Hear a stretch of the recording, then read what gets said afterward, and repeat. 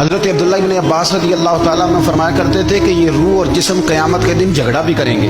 روح کہے گی یا اللہ میں نے تو کچھ نہیں کیا، مجھے تو نہ بھوک لگتی تھی نہ پیاس لگتی تھی، نہ میرے اندر نفس کی خواہشیں تھیں، تو جسم سارا کچھ کھاتا پیتا تھا، جو کیا اسی نے کیا۔ تو جسم عرض کرے گا اے اللہ اگر میرے اندر روح ہی نہ ہوتی تو میں کسی قابل تھا؟ یہ تھی تو بھوک لگتی تھی، یہ موجود تھی تو پیاس لگتی تھی، یہ موجود تھی، تو روح اور جسم جھگڑا کریں۔ روح کہے گی جو کیا جسم نے کیا، جسم کہے گا جو کیا روح نے کیا۔ تو اللہ کریم فرمائیں گے اب جو اس کی شان کے لائق ہے، فرمایا تمہیں ایک مثال نہ دوں، اللہ دے، خزائن العرفان میں موجود ہے، کتاب الروح میں موجود ہے۔ اللہ فرمائے گا ایک بندہ لنگڑا تھا اور ایک اندھا تھا، دونوں باغ میں جا رہے تھے، تو وہ جو لنگڑا تھا نا، معذور تھا، اپاہج تھا پیر سے، اسے پھل نظر آیا درخت پہ، تو وہ اندھے سے کہنے لگا اگر میرے پیر سلامت ہوتے تو میں پھل توڑتا، پر مجھ سے چڑھا نہیں جائے گا۔ تو اندھا کہنے لگا تو اس طرح کرنا، میرے کندھوں پہ چڑھ جا اور تم پھل توڑ، دونوں کھاتے ہیں۔ تو وہ جو اپاہج تھا وہ اندھے کے کندھوں پہ چڑھا، پھل توڑے، دونوں نے کھائے۔ تو اللہ فرمائے گا جسم اور روح سے بتاؤ غلطی کس کی؟ تو اس کریں گے اللہ دونوں کی۔ تو اللہ فرمائے گا تمہاری بھی پھر دونوں کی ہوئی ہے، ایک کی غلطی۔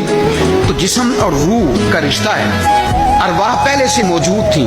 ایک حدیث اور سنیں، نسائی شریف میں موجود ہے، سیدہ خدیجہ الکبریٰ رضی اللہ تعالیٰ عنہا صبح سو کے اٹھی، حضور کے ساتھ آرام کر رہی، تو عرض کرنے لگی یا رسول اللہ صلی اللہ علیہ وسلم میں نے خواب میں دیکھا ہے کہ میں آپ کی پیشانی پہ سجدہ کر رہی ہوں، یا رسول اللہ صلی اللہ علیہ وسلم اس کی تعبیر کیا ہے؟ تو نبی پاک صلی اللہ علیہ وسلم نے فرمایا خدیجہ جسم تو تیرا یہی تھا اور تو میرے پاس ہی تھی گویا۔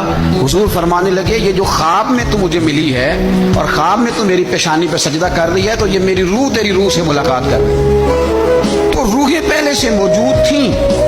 روح کچھ دیر کے لیے جسم سے جدا ہوتی ہے جب موت آتی، پھر قبر میں لوٹائی جاتی ہے، بندے کو بٹھایا جاتا ہے اس کو سوالوں کے جوابات دینے، اور یہ موت کا سلسلہ تا صبح قیامت جاری رہے گا۔ ترمذی شریف میں موجود ہے جب جنتی جنت میں اور جہنمی جہنم میں چلے جائیں گے تو ایک مینڈے کو لا کے، بکرے کو لا کے ذبح کیا جائے گا، اور اب فرمائے گا یہ موت ہے، آج میں نے ذبح کر دی ہے، آج کے بعد کسی کو موت نہیں آئے گی۔ لیکن اس کے پہلے تک ہر ایک کو موت، حضرت اسرائیل کو بھی موت آئے گی، حضرت میکائیل کو بھی موت آئے۔ کیوں؟